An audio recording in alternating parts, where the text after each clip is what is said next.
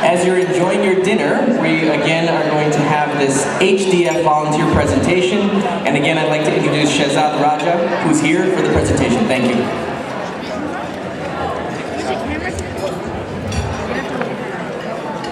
Assalamualaikum. I know you guys are all busy eating right now, but I'm going to try my best not to bore you too much.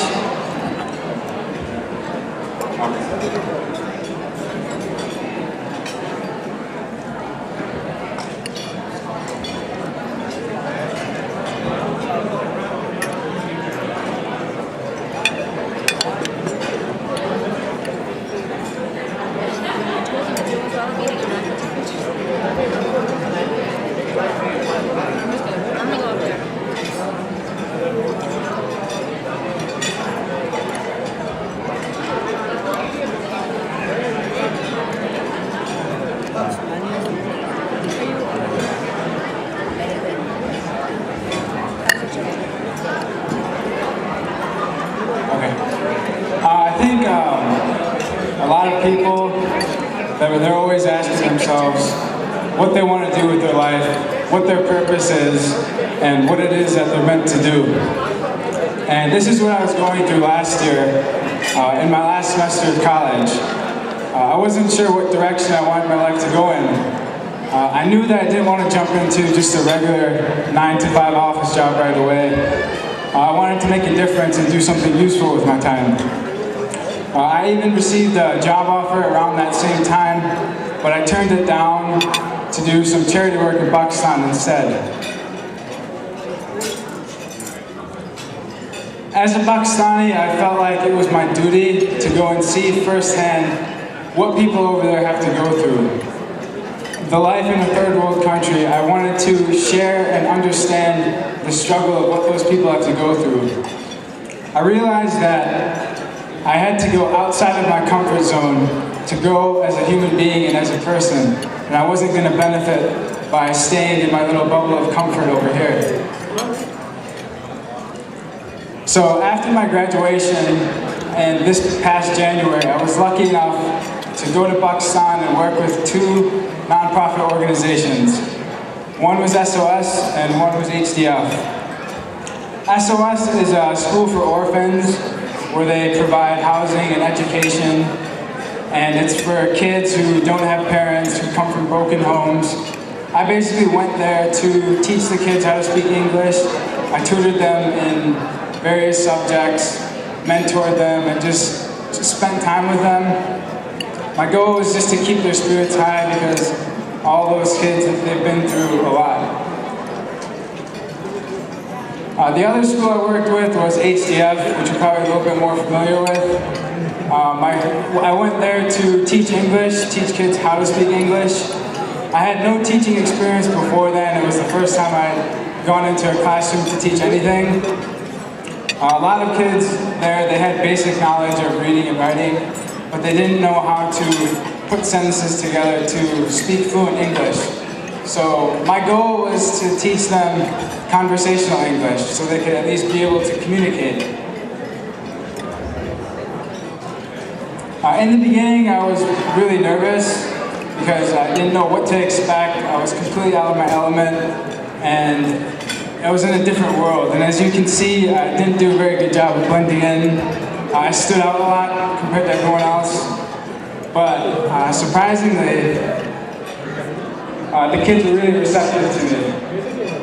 They warmed up to me right away, became comfortable, opened up, and kind of became curious about my background and what goes on in America. And it was just inspiring to see how the kids, even though they have just the bare essentials of life, they have almost nothing, they would still come to class every day with a smile, motivated and eager to learn. It was just humbling to see all that positive energy, and that's really what kept me going.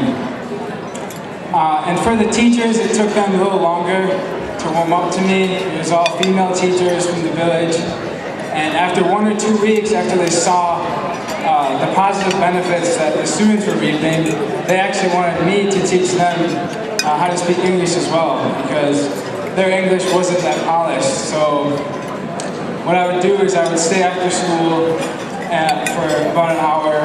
I give them homework assignments and things, and kind of just lead discussions, get their confidence up, and give them feedback on how to improve their English and give them tips. And they really appreciated having an outsider come in and teach them how to speak English. One of the funny things about my trip was every time there was recess or a lunch break, I would go outside and the kids would come running up to me and they would beg me to take my camera out because they loved getting the picture taken. It was like a thrill for them. They would always be lining up and pushing each other to get to the front. And it was just funny to see how such a simple thing, getting your picture taken, was just put a smile on their face, and it was nice. And it just made me happy that the kids had an institution in such a poor country that was so well run, a safe and happy environment where they're able to learn and also build a strong foundation of how to be a good Muslim.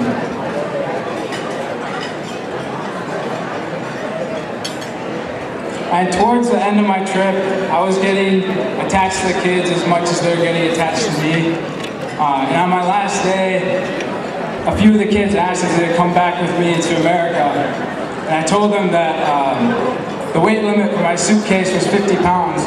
So since they're all tiny, I said I could take however many kids I could stuff into one suitcase. And the funny thing is that some of them were willing to do it. But it just really broke my heart because I wish that I could bring some of them back with me to show them what the rest of the world has to offer. Those kids had so much potential. And I'm hoping that one day I can go back, reunite with the kids. Now that I've seen what goes on in Pakistan, I feel like I have a responsibility to share my experience with all of you. While I was living there, it really made me appreciate all of the simple things that we take for granted here. And I think that's the problem, is that we live such comfortable lives here that we lose sight of all the suffering and the problems that are going on in the rest of the world. People in third world countries, they dream of living the life that we have. They view America as a fantasy land, and that's how I saw America while I was living there. Every day that we wake up, we should be thankful for our life just because there's people out there who are fighting just to live another day, literally. Some people's mission is just to put food in their stomach so they can survive. And I highly encourage you all to at least visit the schools in Pakistan and see the good things that HDF is doing. What they are doing is building a foundation for Pakistan. These kids, they're the future. They're going to be the future. They're going to be the ones that are leading the country in a few years. So you all can help contribute to that and eventually celebrate the success within a few years. And if there's one thing I want you all to take away from this, is that just know that you have the power to change someone's life. We've all been blessed with the capabilities to do whatever we want. You have the ability to make a difference. The most valuable thing that you can give someone is your time. And if you can devote your time to someone who's lived a difficult life, who's less fortunate than you can become a hero to them. It can be anything. If you volunteer, if you do anything for someone, put a smile on their face, set them in the right direction, they'll remember you forever. And not only is it fulfilling for them, it can be a really fulfilling experience for you as well. And no matter who you are, we all can offer something to these people. We've all been given at least one gift from Allah. And the purpose of our life is to figure out what that gift is and share it with the rest of the world. So I ask you to please respect the blessings that you've been given and share some of the love and happiness in your life with the people who need it the most. Thank you.